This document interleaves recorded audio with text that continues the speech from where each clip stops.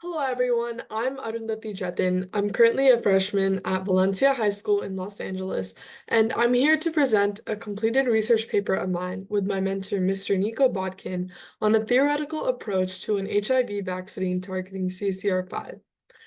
Imagine talking to a large group of people in front of you, ranging from various age groups, little children, high school teenagers, the working adults, and the elderly. There's a good chance that a majority of this crowd have learned about HIV. But if you were to mention that you had HIV, there usually seems to be a constant pattern throughout the crowd. Worried faces, whispers, snarky laughing, and hidden comments. Not only is this pattern throughout this crowd, but with many all around the world. Response to HIV like this is what makes it the most stigmatized disease on the world. It inspired me to think about why there was such stigma behind this disease and what role I could play in stopping the stigma, as well as to spread and ravaging throughout the world. In this presentation, we'll be reviewing the basics and need-to-knows about HIV, as well as its mechanisms and job in the body. Then we will uncover the history and ideas for vaccines behind HIV, as well as what our theoretical vaccine will be targeting, the CCR5 co-receptor. We will then delve into what the overall picture of the theoretical vaccine would look like, and then addressing the impacts it would have on the world. HIV is a retrovirus that infiltrates the body's defense mechanisms and weakens the immune system to the point where it can no longer fight off certain infections and diseases. This is because HIV attacks and destroys CD4 positive T cells, which is a critical cell population, preventing this immune cell from functioning.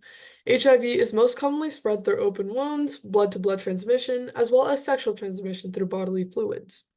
Left untreated, HIV can eventually lead to acquired immunodeficiency syndrome, which has high mortality rates because of the immense loss of CD4 T cells that results in infections that the body is unable to fight off.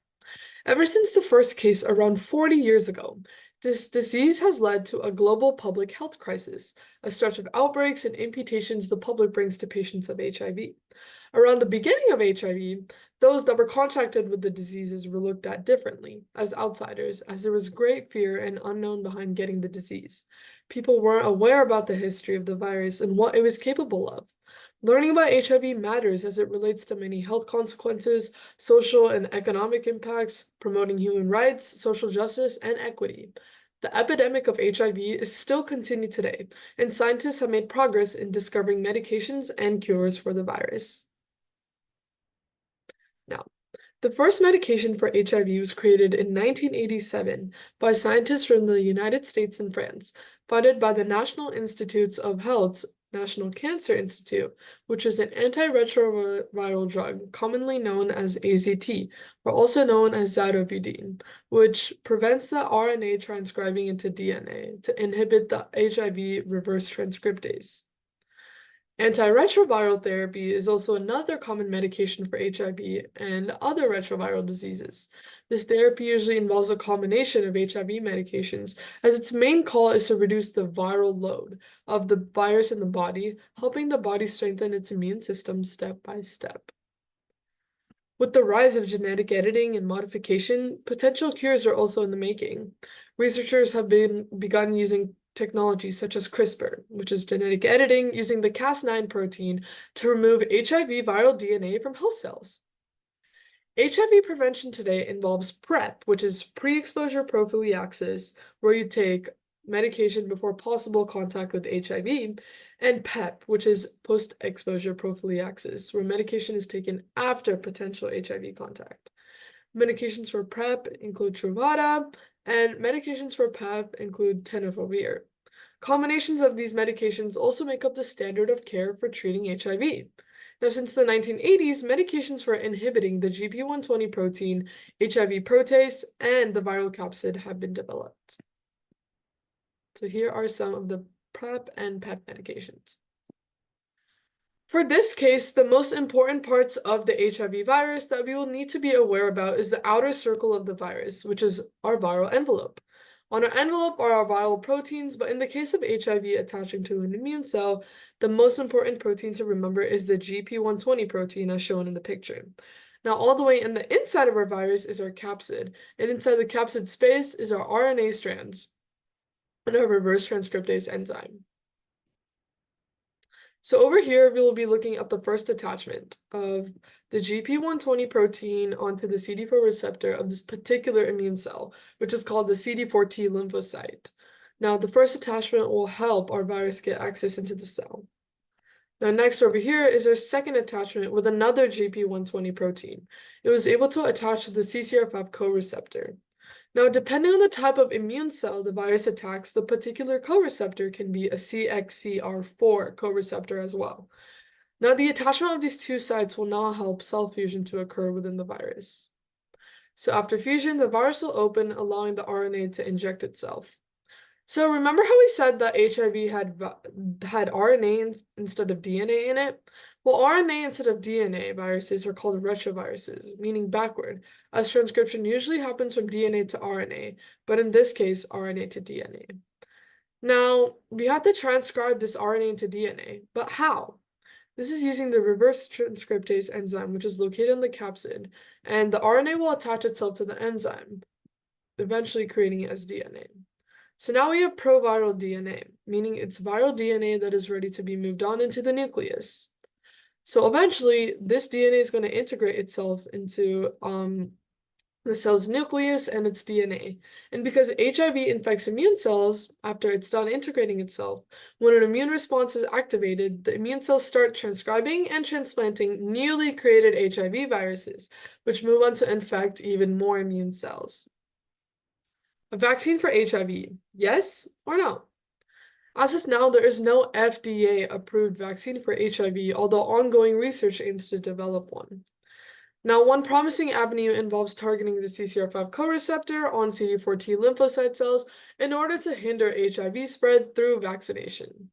There are many challenges in development of a vaccine for HIV due to its diverse viral variations, its glycoprotein structure, an early latent viral reservoir, correlates of protection which are very unclear, as well as difficulties neutralizing antibodies.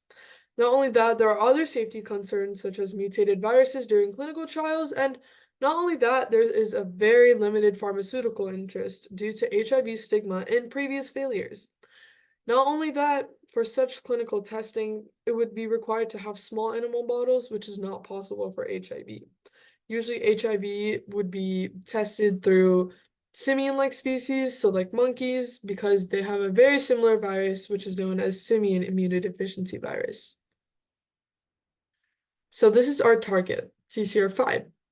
Now, HIV infects the CD4T lymphocytes on two receptors, which one is a CD4 receptor and the other one is a CCR5 receptor. The CCR5 receptor has 352 amino acids, and it plays a crucial role in directing immune response and activating memory. Now, its structure includes hydrophobic regions and post-translational modifications, which are very essential for HIV co-receptor activity. HIV binds to the N-terminus, so this N part over here, of the CCR5 co-receptor using its GP120 protein, and initiates fusion between viral and host cell membranes, allowing viral RNA insertion into the cell. In 1996, a discovery of the CCR5 delta 32 mutation through a bone marrow transplant revealed its profound impact on HIV immunity. This mutation is characterized by a deletion of 32 base pairs, resulting in a frame shift and a premature stop codon.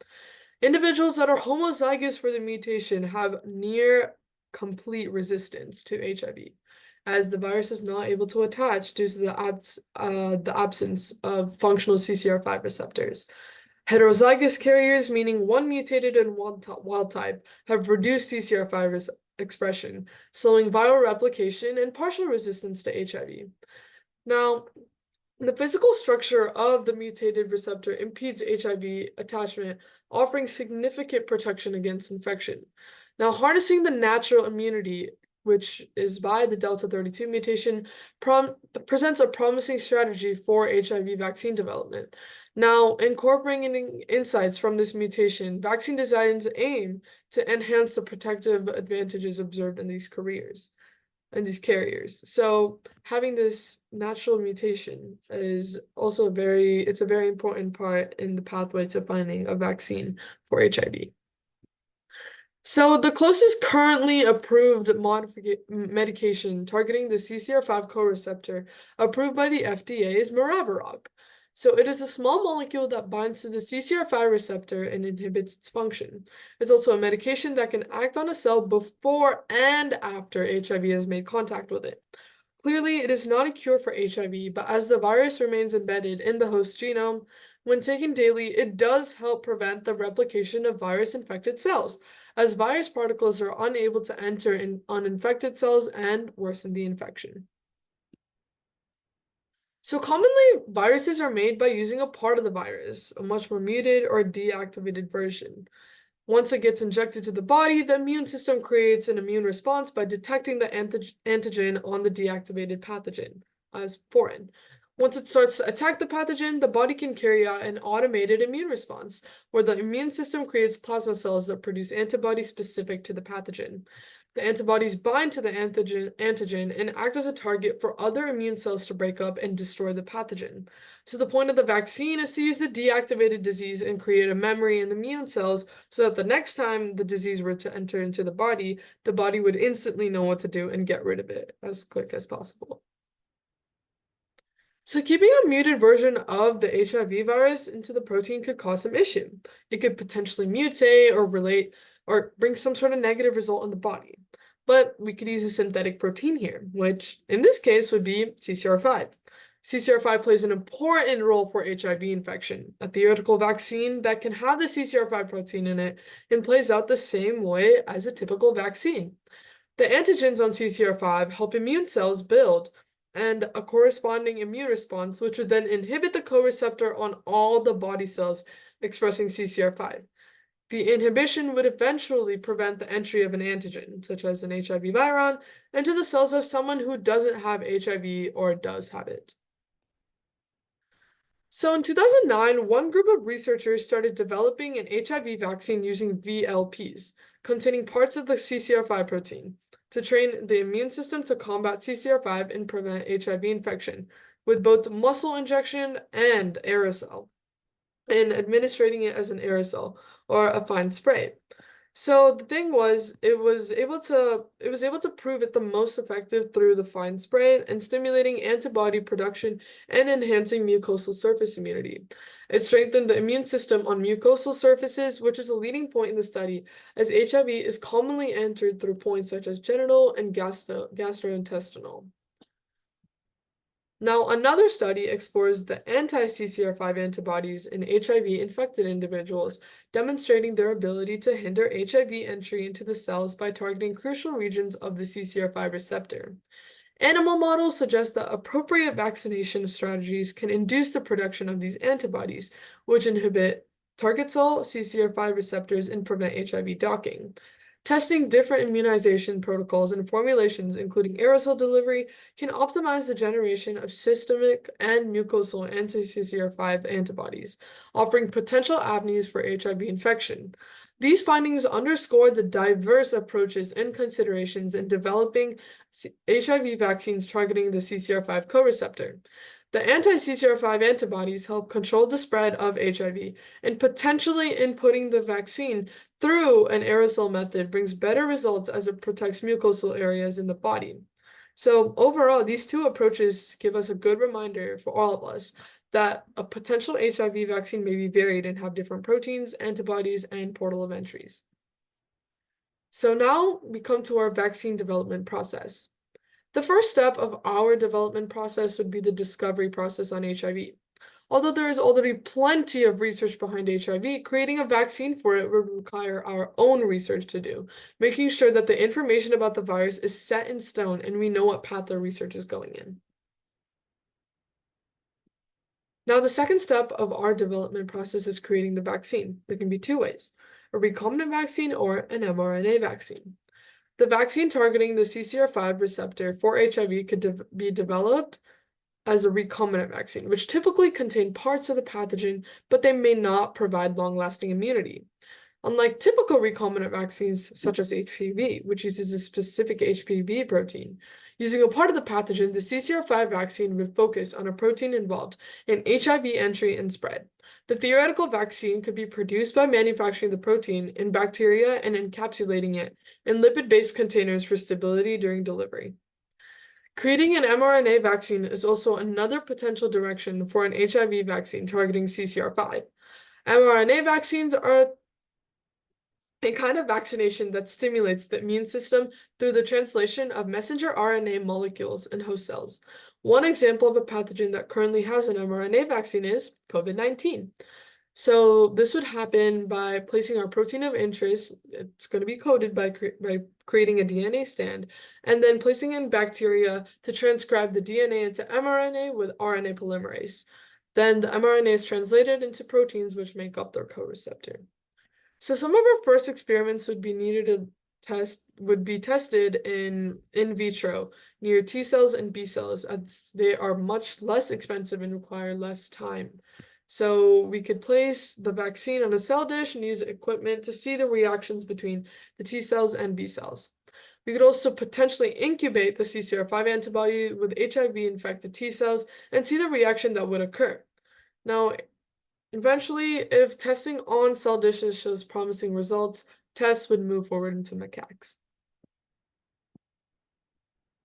If testing in macaques becomes successful, then there will be our preclinical trials as well as their small-scale process development.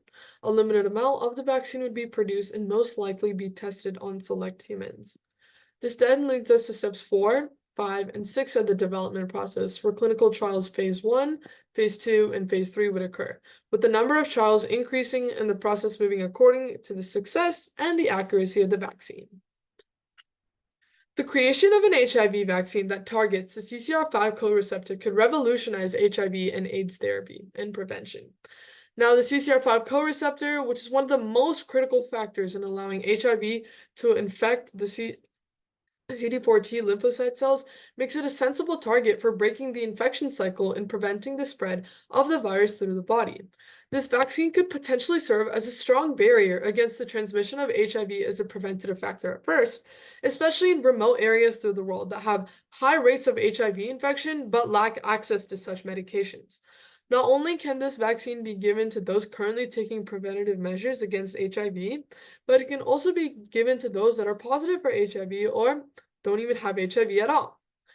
It gives individuals the potential to revolutionize HIV prevention and treatment.